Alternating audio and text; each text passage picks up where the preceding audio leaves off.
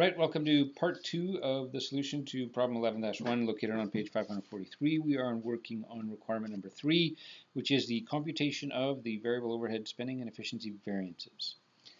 So, as we had to do for the other two variances, we're going to need to figure out the standard quantities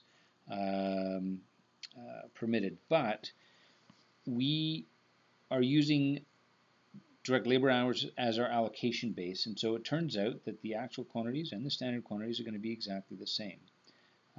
So standard quantity up here we calculated was 900 hours. Actually down here we calculated it, and so that is going to be exactly the same for us here. Standard price of $6. That should be 5,400. And so we can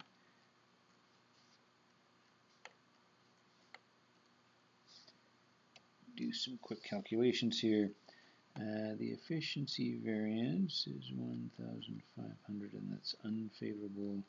And the spending variance is also unfavorable to the tune of 920.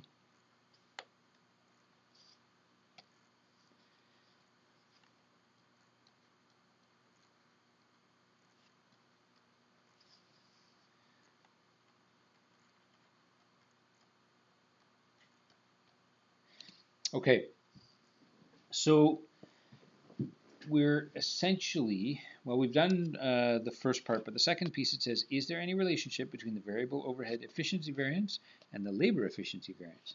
And clearly the answer in this particular case is yes, right? Because they use the same allocation base.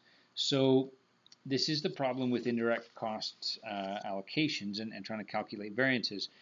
Your variance is going to be based on the efficiency of the allocation base, which may or may not be closely related to the efficiency of, in this case, variable overhead. So I can read you the textbook answer, which says, yes, there is a close relation between the two variances. Both are computed by comparing actual labor time to the standard hours allowed for the output of the period. Variable overhead is allocated using labor hours as the allocation base. Thus, if there's an unfavorable labor efficiency variance, there will also be an unfavorable variable overhead efficiency variance. A lot more words for what I think I just said, but there it is. That concludes the problem.